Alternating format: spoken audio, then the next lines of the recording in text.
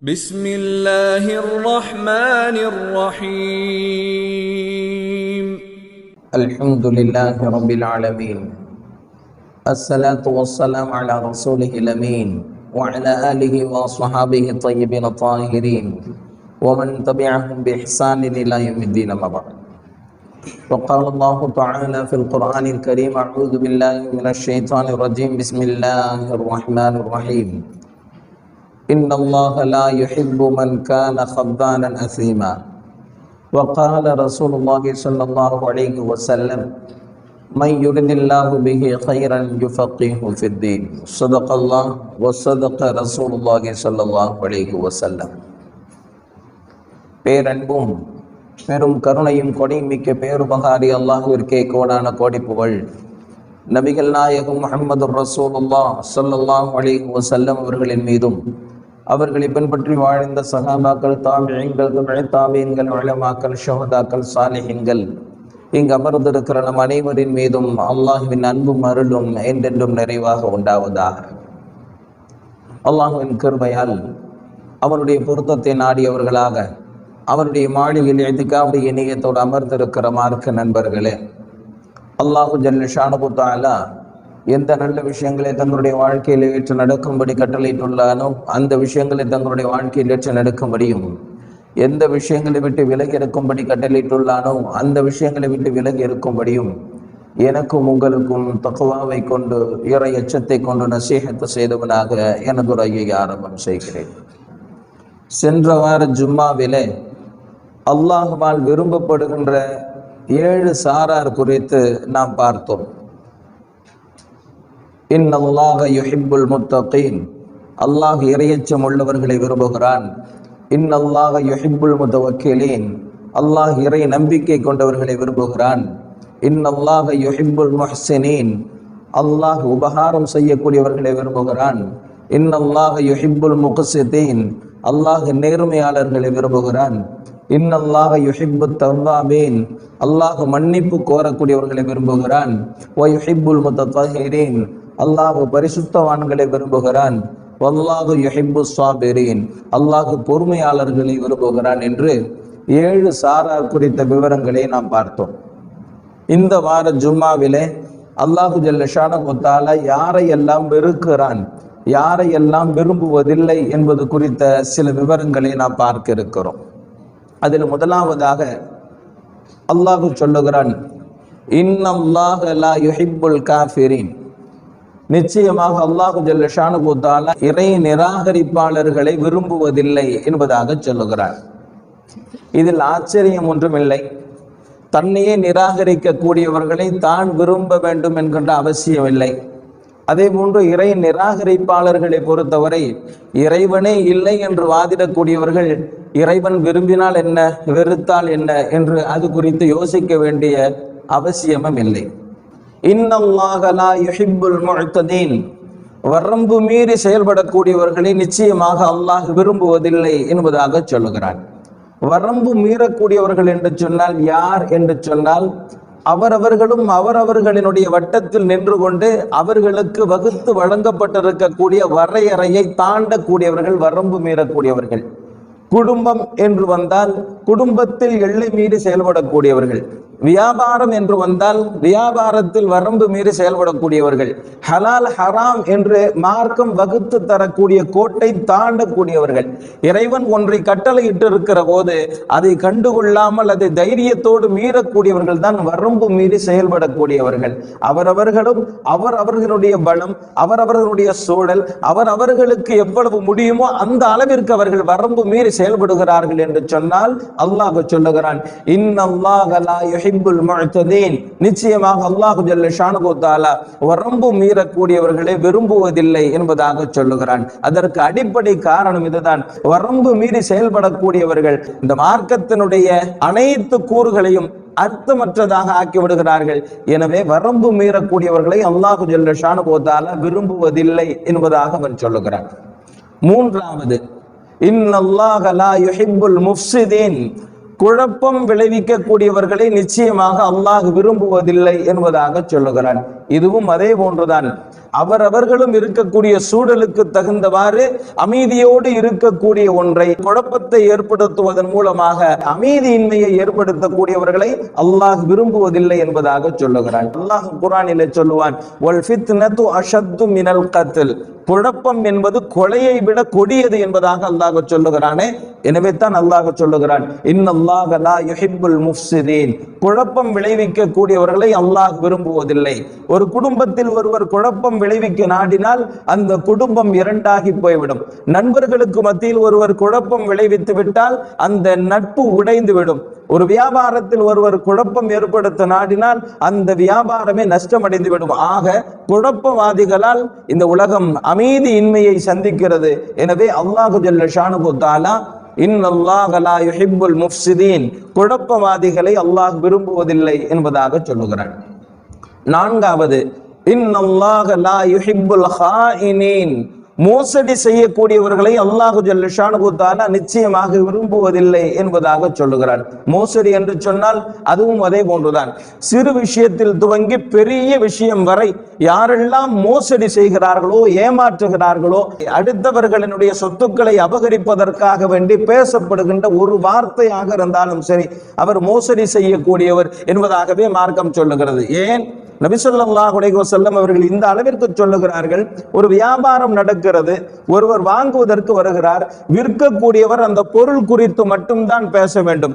அந்த பொருளை கடந்து தன்வயப்படுத்துவதற்காக வேண்டி இவர் பேசுகின்ற ஒவ்வொரு வார்த்தையும் மோசடி என்பதாக நபி ஸல்லல்லாஹு அலைஹி வஸல்லம் அவங்க சொல்றாங்க. என்கிட்ட ஒரு பொருளை வாங்குறதுக்கு ஒருத்தர் வந்தாரு, அவர்கிட்ட அந்த பொருளை பத்தி சொன்னேன், இந்த பொருள் இப்படிப்பட்டது, இந்த தரம் உள்ளது என்பதாக நான் சொல்றேன். அவர் விரும்பினால் வாங்குவார், வேண்டாம் என்றால் சென்று விடுவார்.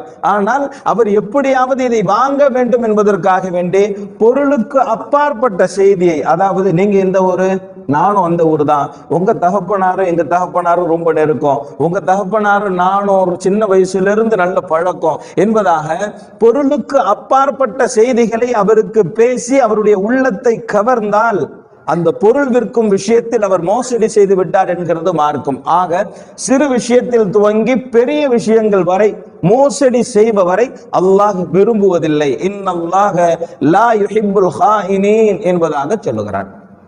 ஐந்தாவதாக, இன்னல்லாஹ லா யுஹிப்பு மன் கான ஹத்தானன் அஸீமா, நிச்சயமாக அல்லாஹு ஜல்ல ஷானுஹு தஆலா பாவம் புரிபவர்களை விரும்புவதில்லை. பாவம் புரிந்து கொண்டே இருக்கிறார், அதிலிருந்து மீண்டு வருவதில்லை, அல்லாஹ்விடத்திலே தௌபா செய்வதில்லை, மீண்டும் பாவம், மீண்டும் பாவம், மீண்டும் பாவம் என்று சொல்லி பாவத்தில் உழன்று கொண்டிருக்கக்கூடியவர்களை அல்லாஹ் விரும்புவதில்லை. ஏன் என்று சொன்னால், அல்லாஹ் இவர்களை விரும்பினால் பாவத்திற்கும் பாவம் புரியாமல் தன்னை கட்டுப்படுத்தி இருப்பதற்கும் வித்தியாசம் இல்லாமல் போய்விடும். எனவே அல்லாஹ் சொல்லுகிறார், இன்னல்லாஹ லா யுஹிப்பு மன் கான ஹத்தானன் அஸீமா, நிச்சயமாக அல்லாஹ் ஜல்ல ஷானுஹு தஆலா யார் பாவம் புரிகிறார்களோ அவர்களை விரும்புவதில்லை என்பதாக சொல்லுகிறான். ஆறாவது, இன்னல்லாஹ லா யுஹிப்பு மன் கான முஹ்தாலன் ஃபഖூரா, அல்லாஹ் ஜல்ல ஷானுஹு தஆலா நிச்சயமாக அகப்பெருமை கொள்ளக்கூடியவர்களையும் ஆணவம் கொண்டு திரியக்கூடியவர்களையும் விரும்புவதில்லை என்பதாக சொல்லுகிறான்.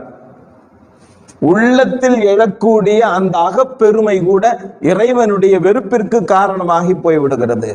ஆணவத்தோடு செயல்படக்கூடியவர்களையும் அல்லாஹு ஜல்ல ஷானுஹு தஆலா விரும்புவதில்லை என்பதாக சொல்லுகிறான். இந்த பெருமை சார்ந்த விஷயங்களில் அல்லாஹ் பல்வேறு வார்த்தைகளை கொண்டு எச்சரிக்கை செய்வான். காரணம் என்னவென்று சொன்னால், பெருமை என்பது அல்லாஹ்விற்கு மாத்திரமே சொந்தம். பெருமை அடித்துக் கொள்வதற்குண்டான முழு தகுதி அவனுக்கு மட்டும்தான் இருக்கிறது.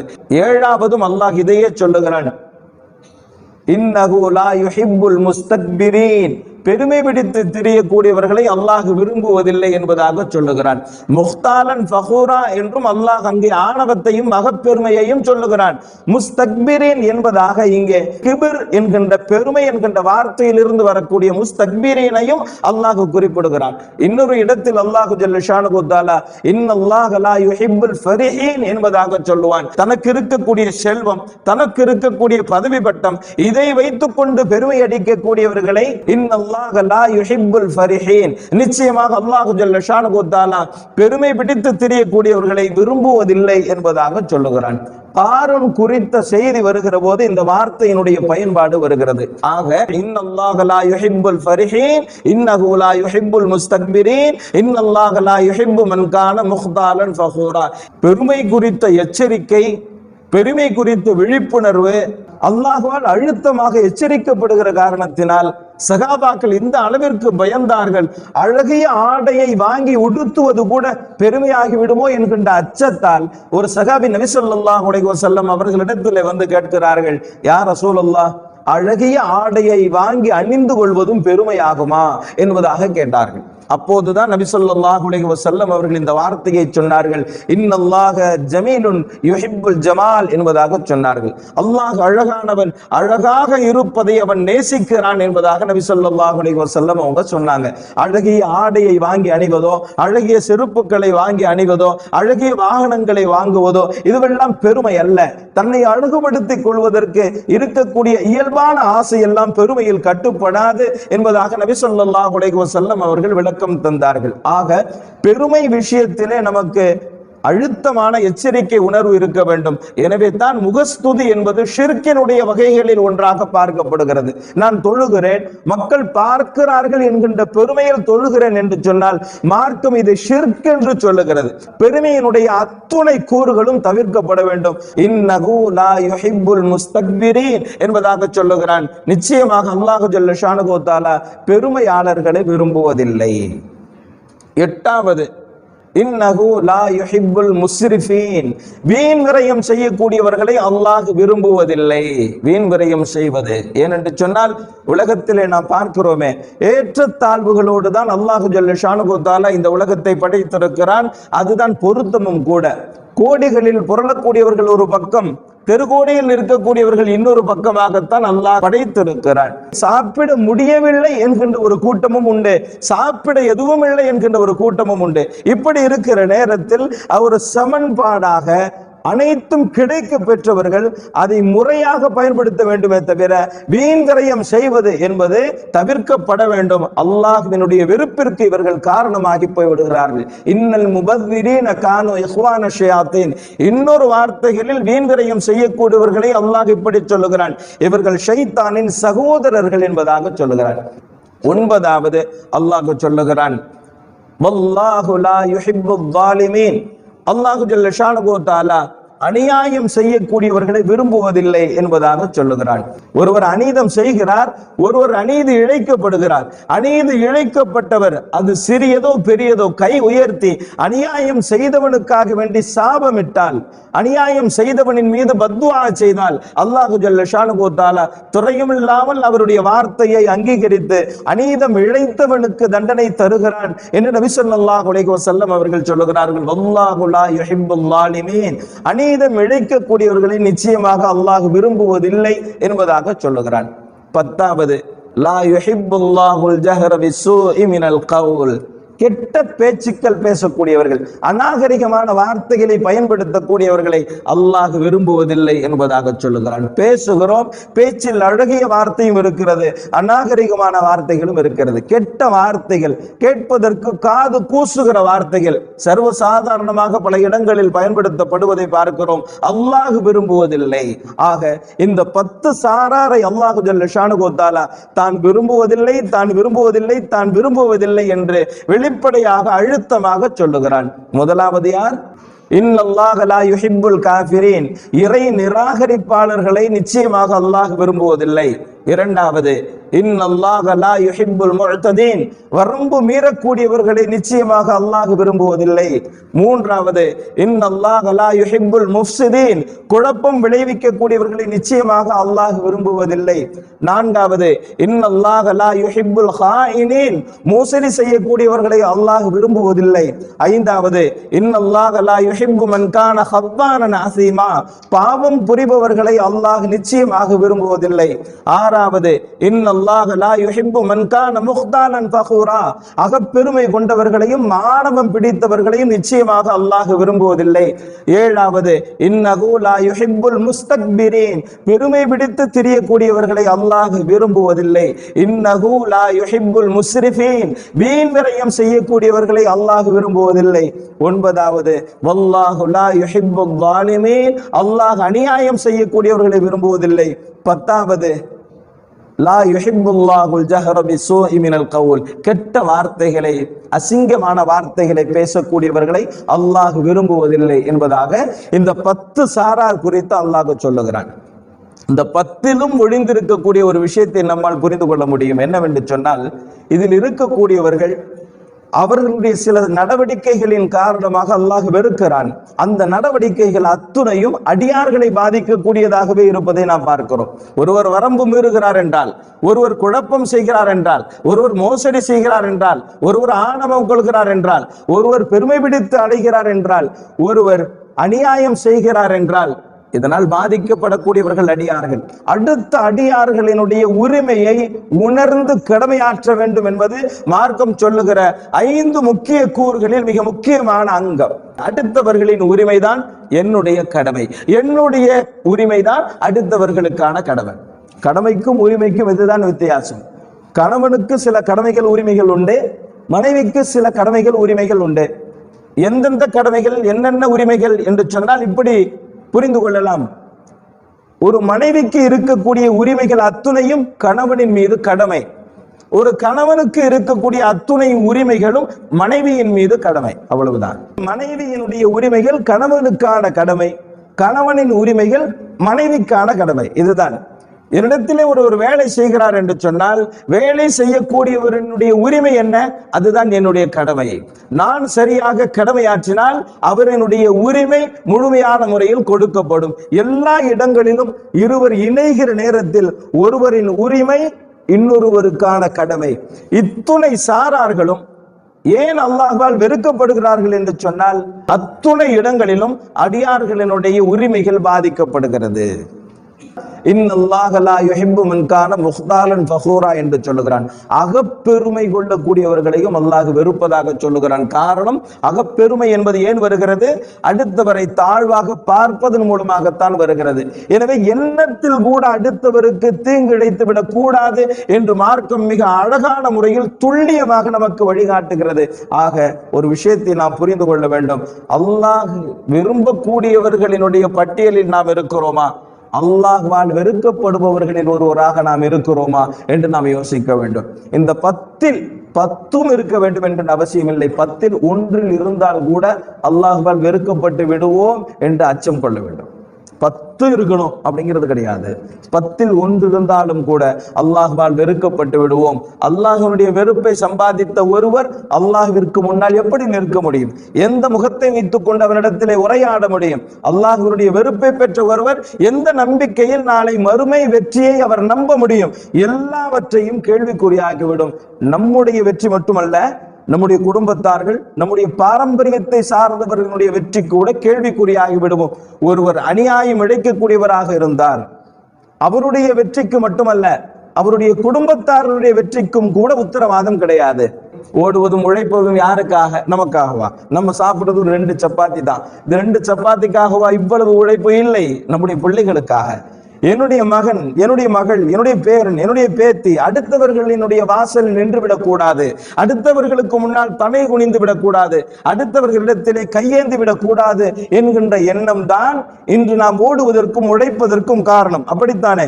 அப்படி இருக்கிற போது நாம் செய்யக்கூடிய ஒரு பாவம், நாம் செய்யக்கூடிய ஒரு தீங்கு, நாம் செய்யக்கூடிய ஒரு அநீதம் நம்முடைய பாரம்பரியத்தை பாதிக்கும் என்று இருக்கிற போது நாம் எவ்வளவு தூரம் கட்டுப்பாடாக வாழ வேண்டிய நிர்பந்தத்தில் இருக்கிறோம் என்பதையாவது நாம் உணர்ந்து கொள்ள வேண்டும். ஆக ஒரே விஷயம்தான் இங்கே. அல்லாஹ் சிலரை நேசிக்கிறான், அல்லாஹ் சிலரை வெறுக்கிறான். நேசிப்பதற்கு சில அடையாளங்களை அல்லாஹ்வே சொல்லுகிறான், வெறுப்பதற்கு சில அடையாளங்களை அவனே சொல்லுகிறான். அல்லாஹ் ஜல்ல ஷானஹு வ தஆலா இறை நேசம் பெறக்கூடியவர்களை நம்மை ஆக்குவானாக.